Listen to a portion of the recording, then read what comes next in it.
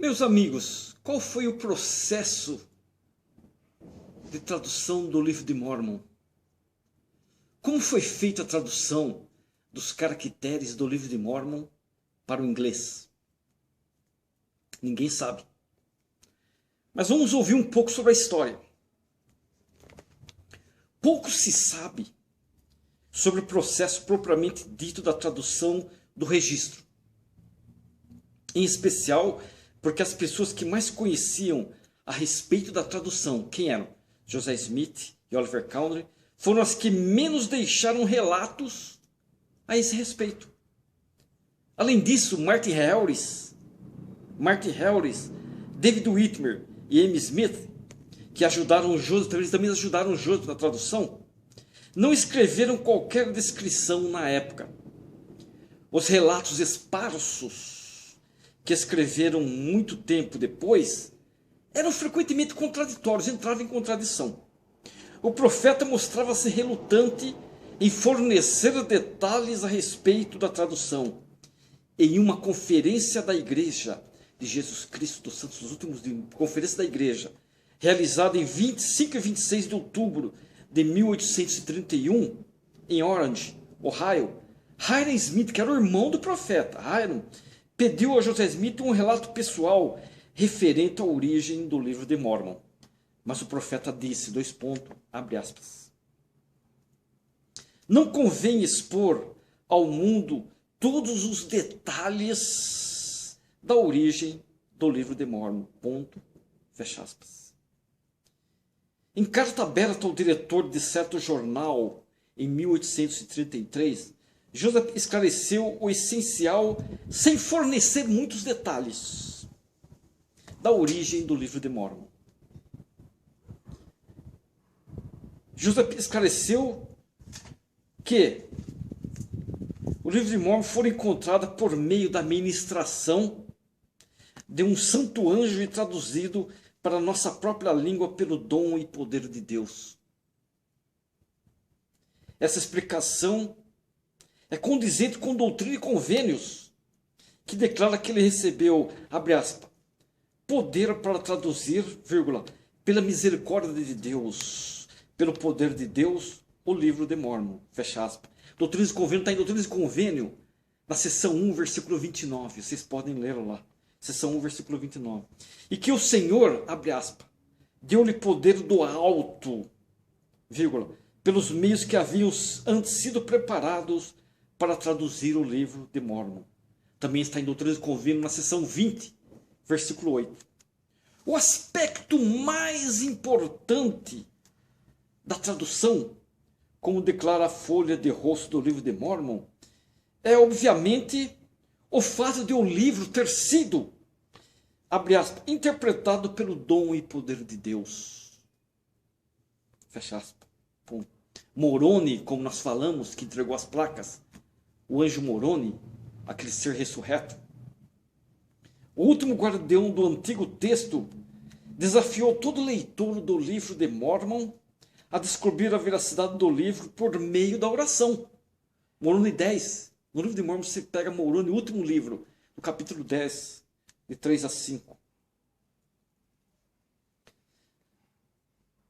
Prometeu que pelo poder do Espírito Santo todas as pessoas poderão saber que ele é verdadeiro. Moroni 10, de 4 a 5. É só ler lá e orar ao Senhor, perguntar se o livro de Mórmon é verdadeiro. E eu tenho certeza, eu testifico a vocês, que se vocês fizerem isso, vocês vão receber uma resposta. O próprio testemunho do Senhor a respeito do livro de Mórmon declara que Joseph Smith, abre aspas, traduziu o livro, sim, aquela parte que lhe ordenei. Ponto e vírgula. É assim como vive vosso Senhor e vosso Deus, ele é verdadeiro. Podemos ler isso na seção 17, versículo 6 do Doutrina e Convênios. Alguns críticos sugeriram que Sidney Rigdon teria sido o principal autor do livro de Mórmon. Dizem que ele usou um romance escrito por Solomon Spaulding chamado O Manuscrito Encontrado ou a História do Manuscrito, como guia para os trechos históricos da obra, isto é, da obra do livro de Mórmon. No entanto, não existe qualquer evidência de que Sidney Rigdon tivesse conhecido José Smith antes da publicação do Livro de Mormon. Não tem nenhuma evidência. Em seu próprio testemunho, o elder Rigdon, Sidney Rigdon, declara que a primeira vez que ouviu falar do livro foi em outubro de 1830, quando o exemplar foi lhe entregue por Parley P. Pratt. Parley P. Pratt entregou um exemplar para ele. O manuscrito de Solomon Spaulding foi descoberto por volta de 1880, não antes disso. E não se parece nem um pouco com o Livro de Mormon. Essa teoria, obviamente, forjada, mas muito difundida, porque ela é muito difundida, que houve uma cópia do Livro de Mormon do romance de Solomon Spaulding, ligando Spaulding a Rigdon, a Sidney Rigdon, foi uma tentativa de Satanás, do mestre, o inimigo de toda a retidão, de desacreditar a palavra de Deus. Quando José Smith iniciou a tradução em 1827, olha, 1827, evidentemente começou a partir do livro de Lehi, que se encontra no resumo das placas maiores de Nefe, compilado por Mormon. Depois que as 116 páginas foram perdidas, lembra? 16, os manuscritos perdidos, José também aparentemente recomeçou a tradução a partir do livro de Mosias, que também se encontra nas placas maiores. Havia apenas começado o livro de Mosias quando Oliver Cowdery foi-lhe enviado no início de abril de 1829. 5 semanas mais tarde, em 15 de maio de 1829, eles estavam em terceiro Nefe, no sermão que o Salvador fez aos nefitas a respeito do batismo.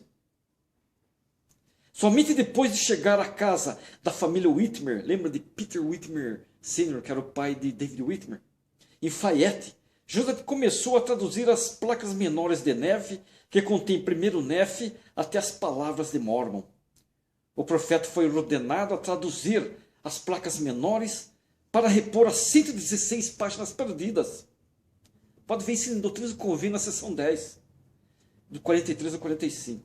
No manuscrito original do Livro de Mormon, no manuscrito original, o trabalho de John Whitmer como escrevente aparece apenas no texto das placas menores, confirmando essa conclusão. Então, falar que o Livro de Mormon tem uma similaridade com o manuscrito encontrado ou a história do manuscrito como guia para os trechos históricos da obra, comparado ao Livro de Mormon, é um embuste. Isso foi uma tentativa de Satanás de desacreditar o Livro de Mormon. Nós jamais poderemos cair nessa. Jamais.